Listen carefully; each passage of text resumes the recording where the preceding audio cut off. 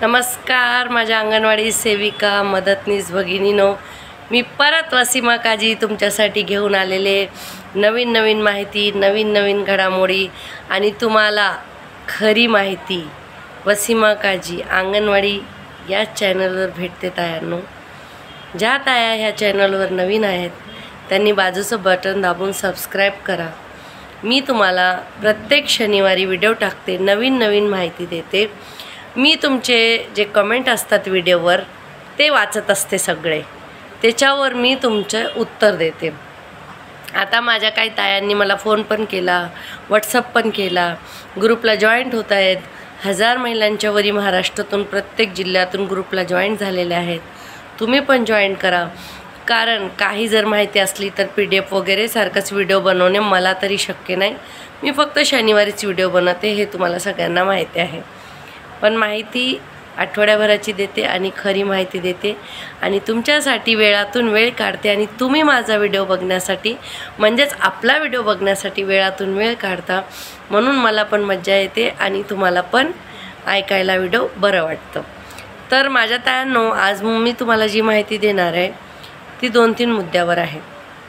एक तर मला खूप साऱ्या तायांचा कमेंट येत होता की ताई पदोत्तरीचं काय झालं, अंतर्गत भरती मदतनीस सेविकांचे काय झालं, मुख्य सेविकेच्या भरतीचं काय झालं, का संघटनेने स्टे लावला, तुम्ही स्टे उठवायला सांगा, परत भरती कधी होणार आहे, ह्या सगळ्या गोष्टीचं मी तुम्हाला उत्तर देणार आहे।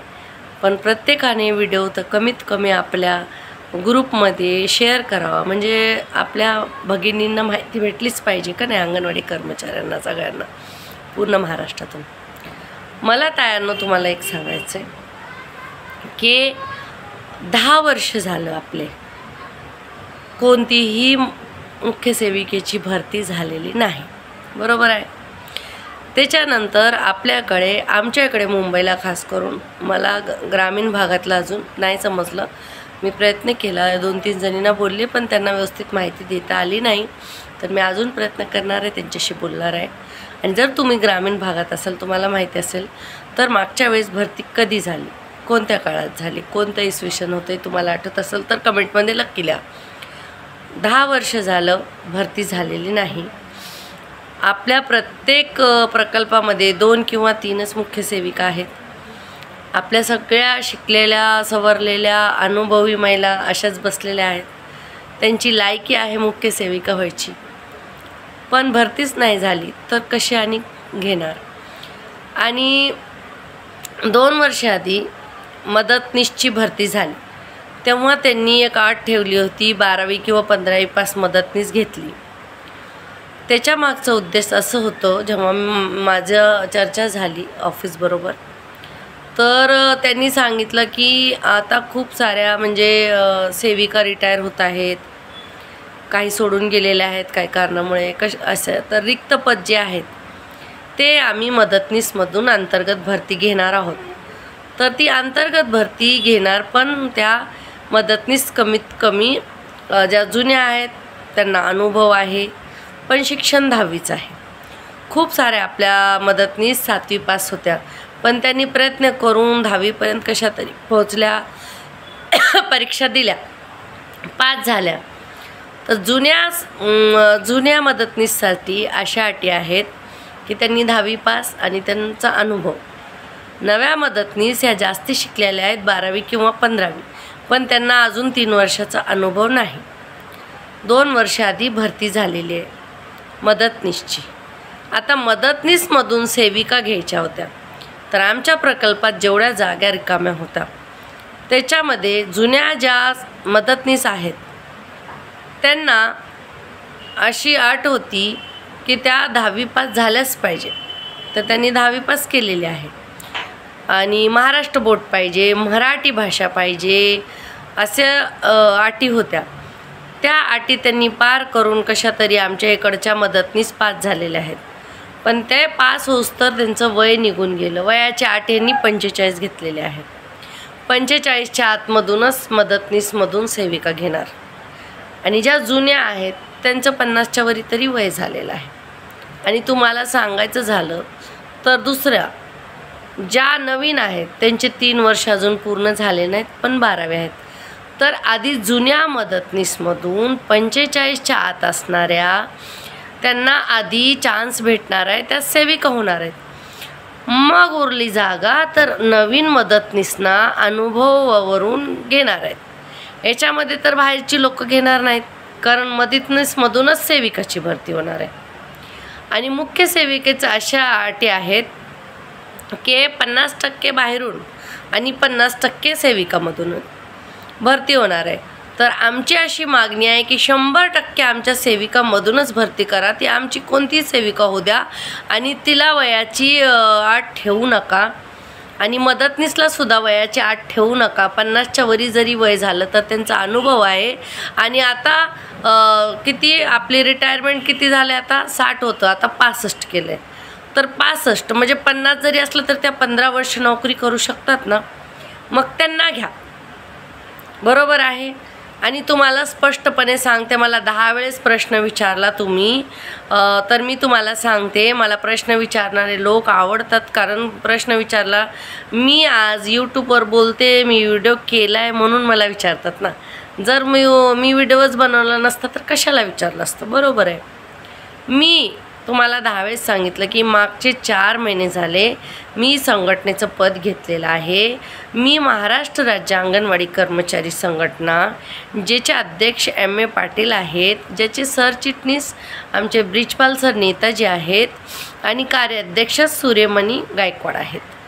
आणि मग दुसरे भरपूर पद आहेत आमच्याकडे सगळी. ते एवढे मला डिटेलमध्ये अजून माहिती नाही आणि मी ते शिकत आहे. तर हे आमचे पदाधिकारी आहेत मेन. आणि महाराष्ट्र राज्य अंगणवाडी कर्मचारी संघटनेने कोणत्याही भरतीवर स्टे लावलेला नाही. आज लक्ष देऊन ऐका. महाराष्ट्र राज्य अंगणवाडी कर्मचारी संघ यांनी कोणत्याही भरतीवर स्टे लावलेला नाही. आणि कोणत्या संघटनेनं स्टे लावला हे मला जाणून घेण्यासाठी इंटरेस्ट नाही आणि मला माहीत पण नाही आणि मला जाणून घ्यायचं नाही. पण माझ्या संघटनेनं, महाराष्ट्र राज्य अंगणवाडी कर्मचारी संघटनेनं महिलांना शासकीय दर्जा मिळावा याच्यासाठी नक्की कोर्टात केस टाकलेली आहे. मी साक्षीला उभी होते, हे मी तुम्हाला ठामपणे सांगू शकते. जेवढं माझं वय नाही तेवढी जुनी माझी संघटना आहे. आणि मी त्या संघटनेत सभासद 2002ला झालेले. तेव्हापासून मी संघटनेत मोर्चाला जायचे, ऐकायचे, बसायचे. मला माझ्या संघटनेत काहीच कधीच चुकीचं वाटलं नाही. सगळ्यांना प्रश्न विचारायचा आमच्याकडे, सगळ्यांना सूट आहे. संविधानाप्रमाणे चालते आमची संघटना. आणि प्रत्येक बीट प्रमुख एरियातून जे माहिती देतात त्या माहिती घेऊन आमची संघटना काम करते. आणि झालं वर्गणी वगैरे भरायचे, स्वतः महिला जाऊन भरतात. ऑफिसला पावत्या घेऊन येतात, पावत्या वाटतात. आणि आम्ही महिलांनी सगळे अंगणवाडी कर्मचारी महाराष्ट्रातली मिळून वर्गणी ठरवलेली आहे. मला तुम्ही जर कोणती जुनी संघटना बोलेल तर संघटना किती आहेत याचा अभ्यास तुम्ही करायचा, ज्यांना हा प्रश्न आहे. मी नाही याचा अभ्यास करणार, कारण माझ्याकडे एवढा वेळ नाही आणि मला त्याची गरज वाटत नाही. पण तुम्ही अंगणवाडी सेविका मदतनीस म्हणून ज्या माझ्या मैत्रिणी आहेत, तुम्ही कोणत्याही संघटनेत आहात त्यांना प्रश्न करा, त्यांना विचारा. पण तुम्ही जेव्हा मी यूट्यूबवर बोलते माझ्या सगळ्याच भगिनी, आता तर भारतात जेवढे 26 लाख अंगणवाडी कर्मचारी आहेत त्यांचा विचारसुद्धा करतायत. आणि आमचे पाटील सर महाराष्ट्र राज्य अंगणवाडी कर्मचारी संघटनेचे अध्यक्ष आहेत. आणि 7 संघटना मिळून एक कृती समिती आहे, त्याचे पण अध्यक्ष आहेत. तर त्या 7 संघटना, दुसऱ्या 6 संघटनेनी त्याच्यामध्ये RTI टाकला का, ते स्टे लावला का, काय केलं, याची मला काय गरज आहे घेण्या देण्याची. मी कशाला त्यांना प्रश्न करू, कारण मी ते संघटनेची सभासद नाही. माझ्या संघटनेची मी सभासद आहे आणि आता पदाधिकारी आहे. माझ्या संघटनेला मी विचारणार. मी आमच्या सरचिटणीस नेताजींशी बोलते नेहमी, ते मला चांगली माहिती देतात. असे कमेंट्स वगैरे येतात, येऊ दे बेटा, आपले अंगणवाडी कर्मचारी परेशान आहेत, आपल्यालाच बोलणार ना, ते समजावून सांगतात. आणि तुम्ही माझ्या वडिलांसारख्या वडीलधाऱ्या माणसांना जर ज्यांच्या 80 वर्ष वय आहे ते आमच्यासाठी उभा राहून काम करतात, त्यांच्यासाठी जर तुम्ही चुकीचे कमेंट कोणी 1-2 असतील, सगळ्या महिला रिस्पेक्ट करतात. अंगणवाडी सेविका म्हणजे काहीतरी समाजामध्ये आपलं स्थान आहे, मी त्यांना नाही बोलत, पण 1-2 चुकीचे कमेंट करत असतील कारण त्यांना माहिती चुकीची गेलेली आहे म्हणून. तर तायांनो, मी माझ्या संघटनेचं गर्वाने सांगू शकते की जेव्हा नेताजी आमच्यासाठी आंदोलन करत होते आणि मागण्या मान्य झाल्या नाही तर त्या रागाचे भरात स्टेजवरून बोलत होते. ते स्टेजवरून पडले आणि कितीतरी महिने त्या हॉस्पिटलमध्ये ॲडमिट होते. त्यांची सर्जरी झालेली, त्यांचा एक हात काम करत नाही, तरी ते आमच्यासाठी काम करतात. आज त्यांना आम्ही सोडू शकत नाही कुठे, कारण आम्हाला तसला अनुभव नाही आणि काम पण करू शकत नाही. एवढं शांत डोकं घेऊन सगळ्यांना समजवणे, कोणतं आंदोलन कोणत्या तारखेला झालं होतं, कोणत्या ऑफिसमधून काय मेसेज आला होता, कोणती तारीख होती मोर्चाची, नुसतं फोन करून विचारलं तर तुम्हाला पुढच्या सगळ्या मागच्या वर्षाच्या तारखा हे ते सगळं माहिती ते आपल्याला देणार. मग त्यांच्याविषयी तुम्ही जर चुकीचे कमेंट करत असाल तर मी तुम्हाला बोलू शकत नाही की तुम्ही कमेंट अशी चुकीची करू नका, पण विनंती करते की वडीलधाऱ्या माणसांना बोलताना आपण काय बोलावं, आपले जे प्रश्न आहेत ते विचारा ना तुम्ही. हक्क आहे, अधिकार आहे विचारायचा, कारण आपल्यासाठी संघटना तयार आहे म्हणजे आपणच बोलणार ना.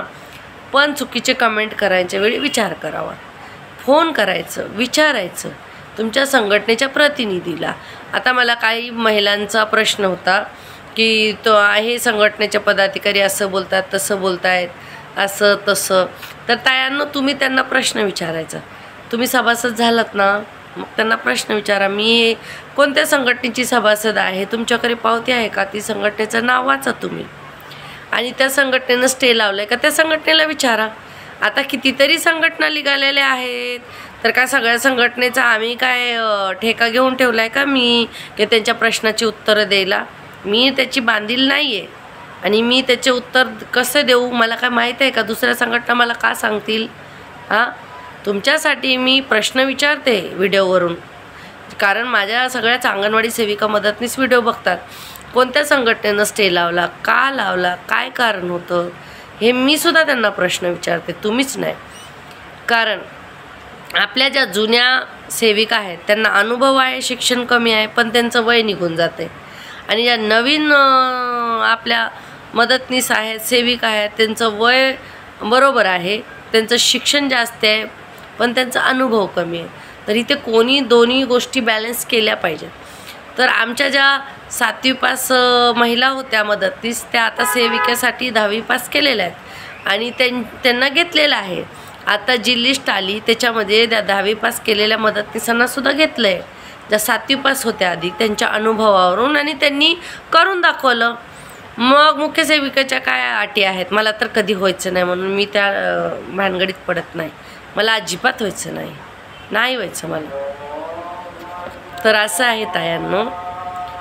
तर तुम्ही तायांनो बोलताना जरा विचार करून बोलत जा. तुमच्यात आजान होत आहे आणि तुम्हाला जर काय चुकीचं वाटलं मला बोला, कमेंट टाका, मी तुम्हाला उत्तर द्यायला बांधील आहे. कारण हे बघा, कोणत्याही धर्मात, कोणत्याही याच्यात असं कुठंच बोललं जात नाही चुकीचं. आपल्या अंगणवाडीत सर्व धर्माची मुलं येतात. आता आमच्या एरियात संपूर्ण जास्ती करून 80% मुस्लिम एरिया आहे आणि सेविका मदतनीस बाहेरून येतात, त्या महाराष्ट्रीयन आहेत. आणि मुलांना आपल्याला सर्व धर्माची मुले घ्यायच्यात आणि शिकवायचं आहे. तर प्रार्थना आहे, अजान आहे, सगळ्यांची आपली मुले रिस्पेक्ट करतात. आपल्या अंगणवाडीत कोणत्या एका धर्माचं मुलं येतं का, सगळ्या धर्माचे येतात. आपल्या अंगणवाडीचं कोणतं मीडियम आहे का, हिंदी, मराठी, इंग्लिश, गुजराती, उर्दू, नाही. जे आपल्या सर्वेमध्ये मुलं राहतात ते सर्व धर्माची मुलं येतात. अंगणवाडी सेविकी ही तिरंग्याखाली उभी आहे, संविधानाप्रमाणे चालते. आज खरंच तायांनो मला तुम्हाला सांगायला अभिमान वाटतो, कारण आम्ही लहान असताना मी अंगणवाडीत जायचे माझ्या अंगणवाडीत मला जो खाऊ भेटत होता, सुकडी भेटायची, त्यावेळेस दूध असायचं, त्याच्यानंतर हळूहळू पाव सुरू झाले. आता बघा प्रत्येक ठिकाणचं वेगवेगळं आहे. गावी तुम्हाला सुकं धान्य येतं, मग तुम्हाला शिजवावं लागतं. शहरी भागात डबे येतात, ते खाऊ शिजलेला येतो, नाश्ता बनवून येतो, मग तो वाटायचं असतं. तर ग्रामीण शहरी हे सगळं समजून घेण्यात आपल्याला वेळ लागणार आहे. आता मला काही महिलांचे कमेंट येते की फोटो काढायचा आहे रोज आणि आपल्याला तो फोटो पाठवायचा. मी बघा माझ्या व्हिडिओमध्ये तुम्हाला नेहमीच सांगितलं, कारण हा माझा अनुभव आहे आणि माझ्याबरोबर हे झालेलं आहे. माझ्या मोबाईलमध्ये जेव्हा आपल्याला कॉम केअर होता, आधी एक सिम दिलेलं बघा, तुम्हाला आठवत असेल, त्याच्यामध्ये मी सगळी माहिती भरली आणि एक 6-7 महिने मी रजिस्टर लिहिली नाही. त्याच्यानंतर काय झालं, माझा मोबाईल खराब झाला. माझ्याकडे कसलंच रेकॉर्ड नव्हतं लिहिलेलं, सर्वेचं बुक होतं. मग मला परत सर्वे करावा लागला. त्रास कुणाला झाला? मला. आणि जो मोबाईल बिघडला त्याचं बिल मी ऑफिसला दिलं. त्या मुख्य सेविका चेंज होऊन गेल्या, दुसऱ्या नवीन आल्या, मर्च झाले प्रोजेक्ट. तर प्रोजेक्टच्या असा उथलपुथल झाली, वेगवेगळे बीट झाले, त्याच्यामुळे मी ते सगळं सोडून दिलं. पण आता एक शिकण्यासारखं आहे. जरी आपले अधिकारी असले, मुख्य सेविका असल्या किंवा युनियनची लोक असली, बघा चांगल्या प्रवृत्तीची आणि वाईट प्रवृत्तीची लोक सगळीकडे असणार, आपल्यामध्ये पण असणार. मग आपल्याला त्यांच्याकडून काय घ्यायचं आहे, चांगलं का वाईट? काय घ्यायचं आहे हे आपल्यावर आहे. कोणी जर आपल्याला फेकून लाकूड मारलं तर आपण ते चुकवतो, मार खातो का? नाही ना. मग सगळ्यांनी बोललेल्या गोष्टी का घ्यायच्या, ते पण त्या मारासारख्या चुकवायच्या का? आपल्या मैत्रिणी ज्या मास्तरवर असतात त्यांच्यामध्ये नाहीत का कोणी वाईट प्रवृत्तीची लोक? 1-2 प्रत्येक मास्तरवर असतात, 1-2 प्रत्येक बीटमध्ये असतात. मग आपल्या अंगणवाडी कर्मचारी आणि भगिनीच आहेत, पण त्यांना पार्श्विक आनंद घ्यायचा, ऑफिसला जाऊन सगळं सांगायचं, याच्यात मज्जा येते. येऊ द्या. तुम्ही जागेवर असला, तुम्ही सत्य काम करत असला तर तुम्हाला घाबरायची गरज नाही. हे बघा, कुठे दुकानात गेलं, मॉलमध्ये गेलं तर काही वस्तू जर उचलायच्या असल्या तर ना लोक बघतात वरी CCTV कॅमेरा लागलेला आहे, मग कसं उचलायचं. मग तुम्ही जगातल्या लोकाला घाबरून हे काम करत नाही. देवाचा वरी बसलेल्या, ते जो वरी बसलाय आपला भगवान, देव, अल्लाह, खुदा, गॉड, जीजस, जे त्याचा कॅमेरा 24 तास ऑनलाईन आहे, CCTV. त्याच्यासाठी घाबरतं का कोण? त्याच्यासाठी मला तुम्हाला एक सांगायचं आहे. मला काही ताया बोलल्या आता ना फोटो टाकावा लागणार मोबाईलमध्ये, तेव्हाच पुढची प्रोसिजर ओपन होणार. मग आपण काय अंगणवाडीत जात नाहीत का? आपल्या अंगणवाडीत काय मुलं नाहीत का? मग फोटो टाकायला काय आपल्याला? आपण ते हाजरी तर भरणार, त्याच्यामध्ये ते दुसरं ॲक्टिव्हिटीचे पण भरणार. मग आपल्याला फोटो टाकायला काय प्रॉब्लेम आहे? उलटं आपलं तिथं प्रूफ राहील. फोटो टाकलं तर ते पुरावे राहतील की आम्ही अंगणवाडीत आहेत, मुलं आहेत आणि बसलो आहेत आणि फोटो टाकला आहे. त्यांना फोटोच पाहिजे प्रत्येक गोष्टीचा, त्याच्यावर तोडगा काढायचा. नाही टाकला तर सगळ्यांनीच नका टाकू. मग 4 टाकतात, 4 नाही एका मास्टरच्या, मग एका बीटच्या 4 करतात, 8 नाही. मग एका प्रकल्पाच्या 4 करतात, बाकीच्या करत नाहीत, किंवा बाकीच्या करतात 4 करत नाही. मग ज्या युनियनच्या मीटिंगमध्ये जातात, ऐकून येतात, त्या बिचाऱ्या विरोध करतात. मग त्यांच्यावर ह्या आपल्याच महिला मिळून अटॅक करून सुपरवायझरला जाऊन सांगून तिची कशी वाट लावायची हे कार्यक्रम करतात. बरोबर आहे का नाही? मग कुणाचं कसं वाजवायचं पण आपणच, नाचायचं पण आपणच, आणि कुणाला बोलायचं? मग कुणाला बोलायचं? आज मी व्हिडिओ करते, तुम्हाला बोलते म्हणून तुम्ही कमेंट करता. सरकारकडून आपल्याला, शासनाकडून काय भेटतं काय नाही याच्यासाठी कोण ऑफिसला जाऊन बोलत आहेत का? कमेंट करत आहेत का? मुख्य सेविकेला तुम्ही विचारता का आम्हाला THR कशा प्रकारे पाठवलं, आम्हाला हा खाऊ पाठवतं त्याचं काय आहे, हे सगळं विचारतात का? आम्हाला मेडिसिन बॉक्स आधी येत होता, आता का नाही येत? आम्हाला सेविका मदतनीचा कसा का होईना तो खाऊ येतो, त्याच्यात वाटा होता, आता काय नाही आहे? आम्हाला कार्यक्रम आम्ही करायचो, आम्ही प्रत्येक वर्षी सांस्कृतिक कार्यक्रम करायचो, एक मज्जा लुटायचो सगळ्या, ती कुठे गेले आमची सगळी मज्जा? ते कधी विचारलं ऑफिसला कोणी प्रश्न? मग युनियनचे लोक काहीतरी प्रयत्न करतात तुमच्यासाठी, तर त्यांनाच प्रश्न विचारायचे का? बरोबर आहे का चुकीचं आहे? विचारावं प्रश्न, पण प्रश्न विचारा, कुणाला टॉन्ट नका मारू. कारण नाही ना, टॉन्ट मारण्याला काय होणार आहे? काय होणार आहे? काय आहे? माझ्यासारखे 2-3 लोक वडवड वडवड बोलतात, कंटाळा येऊन बंद करतील. काय होणार आहे दुसरं? मग जी माहिती तुम्हाला भेटते ती तरी, हे बघा माझ्या गावाखेड्यात खूप महिला राहत आहेत ज्यांना वेळोवेळी माहिती भेटत नाही. कधी लाईट नसते, कधी नेटवर्क नसतो, कधी त्यांच्याकडे चार्जिंगचे प्रॉब्लेम आहेत, कधी वायफायचा प्रॉब्लेम आहे. पण त्या माझ्या भगिनी शनिवारी माझ्या व्हिडिओची वाट बघतात आणि माझा व्हिडिओ त्या बघत असतात. कधी का होईना यूट्यूबवर व्हिडिओ असला की त्या बघतात. त्यांच्या सगळ्यांसाठी मी व्हिडिओ करते, माझ्या भगिनी ज्या परेशान आहेत. बरोबर. आता तुम्हाला सांगते, किती जणांनी विम्याचं केलं जाऊन बँकेत. मला 20 रुपये आले होते, 228 रुपये आले होते, मी केलं. आता ते फॉर्म बँकेतून घ्यायचा, मग फॉर्म भरायचा, त्याचं झेरॉक्स करायचं, आपल्याकडे ठेवायचं, ते बँकेत जमा करायचे आणि झेरॉक्स 2 करायचे. एक कॉपी आपल्या घरी आपल्याकडे ठेवा आणि दुसरी कॉपी मॅडमला द्या. बरोबर. म्हणजे तुम्ही विमा केलेला आहे. याच्या आधी असं काहीतरी आलं होतं, आपण भरलं नाही भरलं, आता प्रत्येक वर्षी आपल्याला पैसे येणार का, हे पण आपल्याला कोणत्या महिन्यात येणार, ह्याचा सगळ्यांनी फॉलोअप घेतला पाहिजे. स्वतःचा फॉलोअप तरी स्वतः घेत जा. ते काय युनियनने येऊन करायचं का? ते लोकांनी येऊन कोणीतरी पुढाकार घेतला, पुढं झालं. ऑफिसला पण असं एखादी बिचारी काय काम घेतलं, ती सगळ्यांचं रिपोर्टच भरते, ग्रुपमध्ये काहीतरी माहितीच देते ऑफिसला, मग तिच्यावरच दादागिरी, तिलाच बोलायचं, तिला हुकुमशाही चालवायची. कशाबद्दल? तुम्ही सेविका मिळून किंवा मुख्य सेविका किंवा संघटना तिला का वेगळा पगार देतात का? कोणी असू द्या, ती माझी प्रतिनिधी, कोणीतरी लिडरशिप घ्यावं लागतं. समजा कोणता कार्यक्रम असला तर हॉलचं बोलायचं असलं तर आपण तिथे एरियात राहतो, मुख्य सेविका बाहेरून येत असतात, मग आपल्याला बोलतात, तर त्या आपल्या ताईनं पुढाकार घेतला तर आपण तिच्यासोबत उभा राहायचं का? ती कुठं जाते, काय करते, तिच्यावर लक्ष ठेवायचं. बरोबर आहे का नाही? तर आपणच आपल्या महिलांची पाय खेचतो आणि नंतर आपणच ओरडत बसतो. तायांनो, एकजूट व्हा, संघटित व्हा. संघटनेचा अर्थ काय असतो? संघटना कोण चालवतो?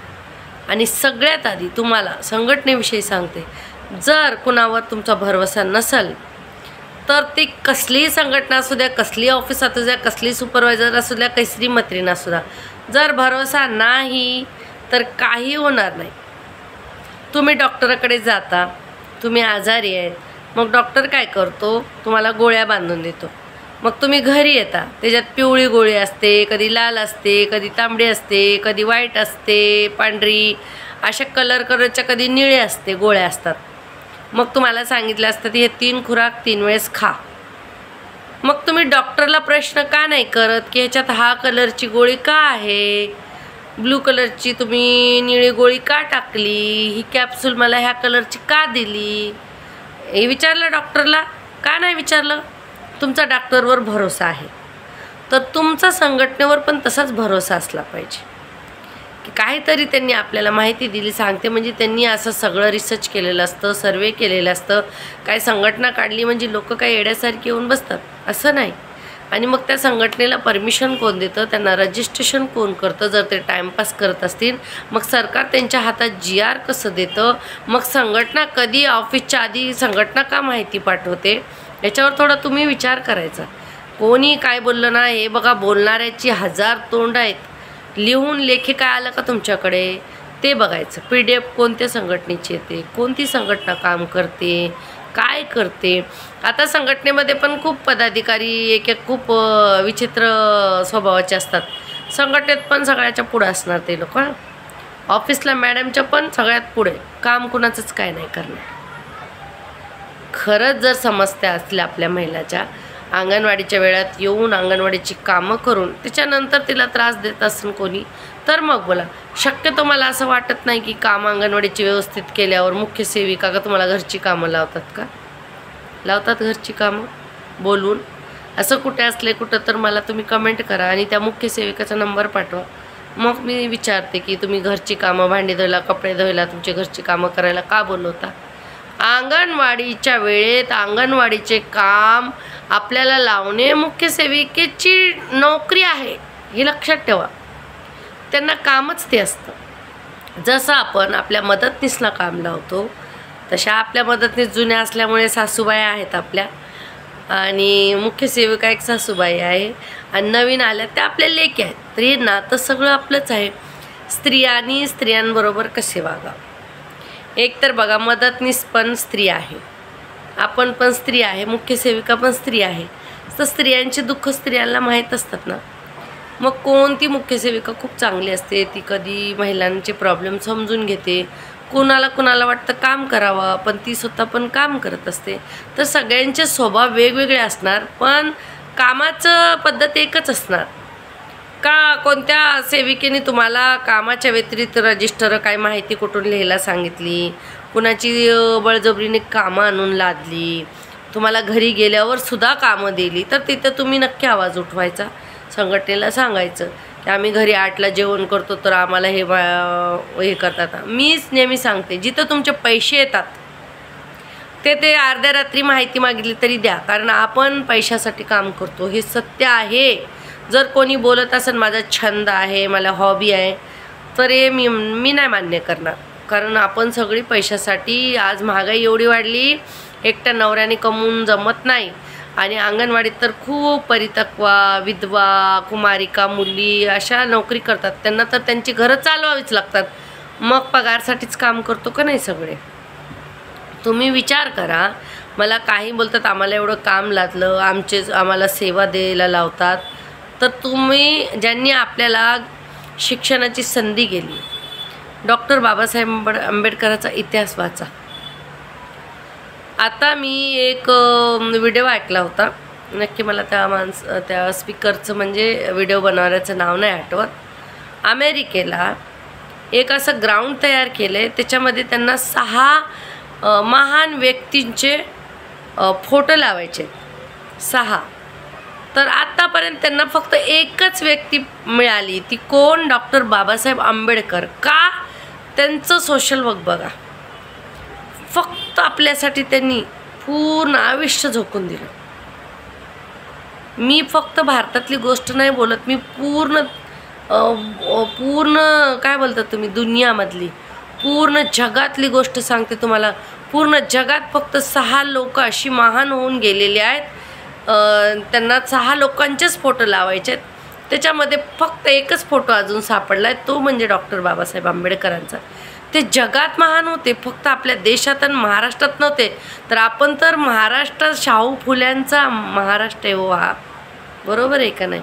शाहू फुले आंबेडकरांचा महाराष्ट्र बोलतो आपण. त्यांनी आपल्यासाठी एवढी बलिदान दिलेलं. दुसरं म्हणजे सावित्रीबाई फुलेला महिलांना शिक्षण द्यावं आणि महिलांना बाहेर काढून त्यांनी आपल्या पायावर उभं राहावं, चूल आणि मूल पुरतंही न राहावं. त्याच्यासाठी सावित्रीबाई फुलेंना किती पगार होता हो सांगा तुम्ही. शेणाचे चिखलाचे गोळे हा त्यांचा पगार होता. आणि त्यांच्याबरोबर फातिमा शेख होती. म्हणून आज खूप जागी एक महाराष्ट्रीयन सेविका तर एक मुस्लिम मदतनीस, सेविका तर महाराष्ट्रीय मदतनीस मिळून कामं करतात. कारण आपला पाया तसा घडलेला आहे, सावित्रीबाई फुले आणि फातिमा शेख. म्हणून आपल्या अंगणवाडीत पण कोणता जात धर्म येत नाही, आपण तिरंगाच्या खाली येतो, हे लक्षात ठेवा. आणि 2च आपल्या कास्टमध्ये नेहमी तक्रार, वाद आणि प्रेम पण असतं. तर सावित्रीबाई फुले आणि फातिमा शेख ही न्यूज अशी आहे आपली, सर्व धर्म समभाव आणि तिरंगा. त्यांना दोघींना काय पगार होता विचार करा. त्याच्यानंतर ते जाऊ द्या. आता दुसरे सोशल वर्क महान, आता त्यांची हे झाली, स्मृती दिवस झाला, तर मला त्यांच्याविषयी सांगायचं सिंधुताई सतपाल. त्यांचं तुम्ही पिक्चर बघावं, त्यांचं पुस्तक वाचा. अनाथ मुलासाठी पूर्ण जीवन झोकून दिलं. आपल्याला शिजवलेला खाऊ येतो तो वाटायचे, सरकारने दिलेल्या मोबाईलमध्ये माहिती भरायची, रजिस्टर दिलेले आहे त्याचं खर्च करायचा आहे. त्यांनी लोकांकडून मागून, अनाथ लोकांना भीक मागून जगवलं. आज त्यांचे 200चे 300 जावई आणि 200चे 300 मुलं ऑफिसर झालेत आणि त्या नाही तरी त्यांच्या संघटनेला, त्यांच्या संस्थेला ती त्यांची मानलेली ओटी घेतलेली लेकरं चालवत आहेत. आपण तर चांगला आता मानधन घेतोच आहे, बरोबर आहे का नाही? मग त्याच्यात आपण काय एवढी मेहनत घेतली, एवढं सोशल वर्क केलं का तायानो? नुसतं मी हे सगळे उदाहरण तुम्हाला काय गेली, तुम्ही डोक्याला ताप घेता स्वतःच्या. काय नाही स्वतःचे जीव जाळायचा, मोबाईल हातातच असतो. जर खूपच महत्त्वाची माहिती असली तर 2 मिनिटात देऊन टाका आपले, जेणेकरून मानधन पैसे वगैरे थांबणार नाहीत. आता मी ऑफिसला पण जाऊन बघितलं, भेटले, सेविकांशी बोलले, मुख्य सेविकांशी बोलले. एका बीटमध्ये 2 किंवा 3 मुख्य सेविका एका ऑफिसला आणि 10 ते 12 बीट, आणि एका बीटमध्ये 30 ते 35 किंवा 25 अंगणवाडी सेविका. आणि त्यांचे सगळे प्रॉब्लेम, त्यांच्या फायली, त्यांच्या बायोडेटा, त्यांचा मानधन, त्यांचा CB, त्यांचा भत्ता. तो 2 मुख्य सेविका किती कामं करणार? बोला तुम्ही. ह्या प्रश्नाचे उत्तर आहे का? मग कोणत्या अनुभवी सेविकेनं आपल्याला जर मदत केली आणि त्याच्यामुळे आपलं मानधन आलं, कारण आपल्या मैत्रिणीला आपली माहिती चांगली असते, ती भरून देईल, व्यवस्थित मदत करेन, त्याच्यात काय वाईट आहे का? आणि आपली कोणी ॲक्टिव्ह बोलणारी नीडर महिला युनियनमध्ये पुढे होऊन बोलत असली, तिची चूक आहे का? तिच्याबरोबर उभा राहायचं का तिचे पाय खेचायचे? हे सगळी प्रवृत्ती आपण बंद केली पाहिजे. मी तुम्हाला सांगितलं आहे, कोणत्याही गोष्टीवर विश्वास पाहिजे. विश्वास, अंधविश्वास नाही, विश्वास. तुम्हाला ते बघितलं पाहिजे की कोणती संघटना आहे, कोणी स्टे लावला आहे, काय.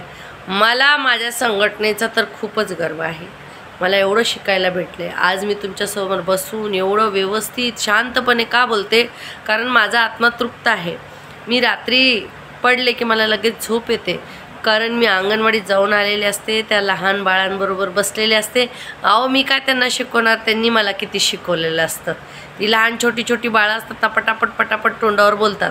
त्यांना काय नसतं की ते खरं बोलणार, तर त्या बाळांकडून शिकायचं. आपल्याला कितीतरी शिकायला मिळतं. मग त्याच्यात नाराज होऊन मुलं बसवायची, अंगणवाडी घ्यायचं असं बोलल्यावर ते आपली रोजची कमाई आहे. त्या मुलांमुळे आपलं पोट भरतं. आपण त्यांना कसं का खाऊ दे नका, त्यांचं पोट आपल्यामुळे नाही भरत. कुपोषण तर अजिबात दूर होणार नाहीत, पण आपण त्यांच्यामुळे आपलं पोट भरतं, आपली मुलं जगतायत हे लक्षात ठेवा. ती एरियाची लाभार्थी मुलं हसरी बाळं आहेत म्हणून आपली नोकरी आहे. आपण आहोत म्हणून मुख्य सेविकेची नोकरी आहे. मुख्य सेविका आहेत म्हणून वरी CDPO वरी मंत्री. तर सगळ्यांना एक दुसऱ्याची गरज आहे, म्हणून कुणाला भांडून चालायचं नाही. पूर्वी तुम्हाला सांगू, जेव्हा आम्हाला कॅश पेमेंट घेत होते मी, 900 रुपयावर लागलेले बघा 2002ला. तर आम्ही अशी लाईन लावून पगार घ्यायचो. पगार घेतलं की इकडं युनियनची जे पदाधिकारी होते ते बॅग घेऊन बसायचे, आणि इकडे आम्हाला पगार वाटणारी ताई आमची एक असायचे कारकून, तिकडून पैसे घेऊन आले की आम्ही वर्षाला वर्गणी आणि वाढीव असला तर वाढीव त्यांना देऊन लगेच नाव लिहून घरी जायचं. अशी पद्धत होती. आणि इकडे युनियनची लोक ऑफिसला येऊन बसत होती. आता तर वैऱ्यासारखं केलं आहे. हे ऑफिस आणि युनियन म्हणलं की अरे बापरे, हे काय. विचाराचे मतभेद आहेत. अंगणवाडी ऑफिस आहे, अंगणवाडी सुपरवायझर आहेत, आपण आहेत म्हणून सगळे आहेत ना. मग त्याच्यात आपण ती युनियनवाली, ती मॅडमची, ती लाडकी, असे कसले 2 गट काय पाडलेत? आपण काय कोणत्या पक्षाची लोक आहेत का गट पाडायला? जर निर्माणच करायचं असलं तर बचत गट निर्माण करा, त्याच्यामध्ये काहीतरी फायदा होईल. एरियातल्या बायकांना करून द्या. मी करून दिले, त्यांना फायदे घेत आहेत. हे असले गट नका पाडू, हे गट काय कामाचे नाहीत. ऐका नाही तायांनो. आणि आपल्यामुळे सगळी कामं होतात. आणि आपल्या सरकारला, शासनाला गर्व आहे. जेव्हा लाडकी बहिणीचे फॉर्म सगळे सक्सेस झाले तर कुणाचं नाव निघालं होतं? अंगणवाडी तायांचं. आणि कुणाला आम्हाला कामाशिवाय दुसरी कामं लाभतात. तायांनो, विश्वास कुणावर आहे? आपल्यावर. कारण खरी माहिती एरियातली ह्यांच्याकडे गरजू लाभार्थी आहेत हे शासनाला पण माहिती आहे. जेव्हा लाडकी बहिणीचे फॉर्म आले, भरपूर पार्टीच्या नेत्यांनी एक दिवस बॅनर लावला, असे फॉर्म भरण्यात येत नाही, ते यांच्या प्रयत्नाने हे ते किती फॉर्म त्यांनी भरले त्यांनाच माहिती. शेवटी सगळं अंगणवाडी ताईच्या हातात आलं आणि आपणच कामं पूर्ण करून दिली. आणि आपल्यासाठी म्हणलं जातं की अंगणवाडी सेविका, आशा वर्कर ताई या उभ्या आहेत म्हणजे सरकार उभं आहे, म्हणजे आपण सरकार चालवतोय. तर मग आपण काय साधी माणसं नाहीत. तर असं आहे तायांनो, म्हणून तुम्हाला परत परत सांगते, स्टे आमच्या संघटनेला लावल्या नाही. आमच्याकडे भरती सुरू आहे. मदतनीसला सेविका म्हणून घेत आहेत आणि सेविकेला मुख्य सेविका म्हणून घेणार आहेत. एवढी माहिती माझ्याकडे आज आहे. तुम्हाला व्हिडिओ आवडल्यास नक्कीच पुढे पुढे शेअर करा. माझ्या खूप महिलांचे मला कमेंट असतात, ताई तुमचा व्हिडिओ का नाही आला, आम्हाला व्हिडिओ नाही सापडला. तर जरा व्हिडिओ पाठवा तायांनो. आणि मी दुसरं, हिंदीमधून मला कमेंट येतं ते हिंदी में बोल. वसीमा काजी मोटिवेशनल स्पीकर हा एक मी व्हिडिओ सुरू केलेला आहे, चॅनल सुरू केलेला आहे इंग्लिशमधून, वसीमाजी मोटिवेशनल स्पीकर. यूट्यूबवर जाऊन तुम्ही सर्च करा, त्याच्यावर मी आता व्हिडिओ टाकायला सुरुवात केली. ती हिंदीमध्ये, ते सगळ्यासाठी, ते सगळ्यांना तुम्ही पाठवू शकता, बघू शकता. तर तिथे मी मनसोक्त गप्पा मारणार आहे. अंगणवाडीच्या नाही, माझ्या जीवनात कसा बदल झाला, मी कशी गावाहून एक छोट्याशा जिथे लाईट नव्हती तिथून आले आणि कसं माझ्या जीवनात मी बदल केला, कशी शिकले आणि कसं माझ्या जीवनात बदल झाला आणि कित्येक लोकांना कशी मी मदत करू शकले आणि मी का निडर आहे एवढी, त्याच्यामध्ये तुम्हाला सगळी माहिती देणार आहे. तर हिंदी चॅनल वसीमाजी मोटिवेशनल स्पीकरवर लवकर या. त्याच्यावर मी व्हिडिओ टाकलेला आहे, अजून टाकणार आहे तायांनो. तर आजचा व्हिडिओ माझा एवढाच होता. पुढचा मी व्हिडिओ एक तुम्हाला पाठवणार आहे, ज्याच्यावर मी तुम्हाला माहिती देणार आहे एरियातल्या लाभार्थ्यासाठी आपल्या प्रोजेक्टमधून काय मिळतं. म्हणजे ते व्हिडिओ तुम्ही त्या पालकाला सेंड करायचा, झालं, निवांत बसा तुम्ही, कोण तुम्हाला भांडायला येणार. समजलं. आणि आजचा व्हिडिओ एवढाच आहे. लाडल्या बहिणीचे पैसे 50 रुपये अकाउंटला आलेले नाहीत, आपण काम केलेले, आपल्याला कोणत्याही पद्धतीचा एक्स्ट्रा पैसे आलेले नाहीत, काय नाही, एवढीच माहिती आहे तायांनो माझ्याकडे. आणि तुम्ही माझा व्हिडिओ बघितल्याबरोबर मला खूप बरं वाटतं आणि धन्यवाद. एक ताईचं मला कमेंट आलं की आतुरतेने मी ताई तुमच्या व्हिडिओची वाट बघते, बघावं असं वाटतं, म्हणून ताई तुझ्यासाठी आज मोठा व्हिडिओ केला आहे बघ. रात्री झोपताना मोबाईल बाजूला ठेव, वसीमा ताई तुमच्या बरोबर आहे. जसं ते भूत येईन म्हणून काहीतरी बांधतात ना, तशी ही सगळी विचारांची भूतं येतात ना, जे नकारात्मक, त्या भूतांचं जर तुम्हाला काय गंडाडोरा, तर ती वसीमा ताई आहे. सकारात्मक विचार करायचा फक्त. आणि आजचा व्हिडिओ एवढाच आहे. धन्यवाद तायांनो. मी नंतर परत बोलते तुमच्याशी पुढचा व्हिडिओ.